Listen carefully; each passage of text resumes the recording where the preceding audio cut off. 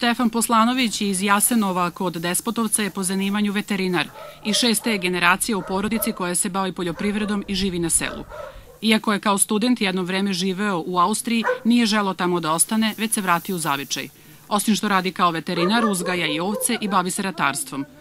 Pošto planira da se ozbiljno bavi poljoprivredom, da prati svetske trendove, konkurisao je i dobio nekoliko subvencija od države. Jedna od njih je za kupovinu novog traktora.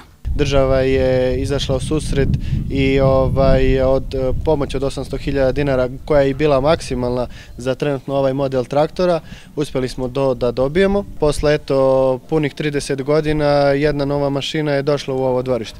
To puno znači nama kao mladim poljoprivrednicima koji sutra dan moraju da povećaju svoje, da kažem, obradive površine. Stefan je prošao i na konkursu za mlade poljoprivrednike.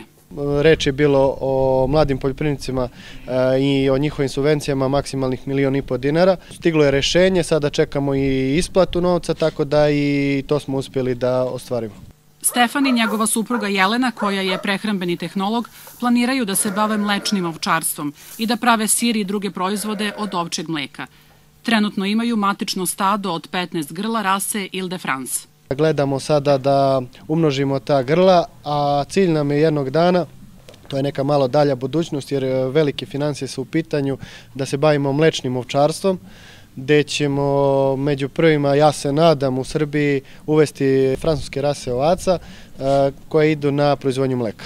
Od poljoprivrede, kaže Stefan, može da se živi, ali država mora da pruži veliku pomoć. Mi radimo stvarno 24 časa i za nas nema odmora, nažalost, nemamo ni vikend slobodan, niti apsolutno ni jedan dan u godini, tako da nama je jako bitna pomoć države i da razume i da shvati da mi smo ti koji obezbeđuju hranu u ovoj zemlji. U ovom kraju Srbije svake godine se smanjuje stočni fond.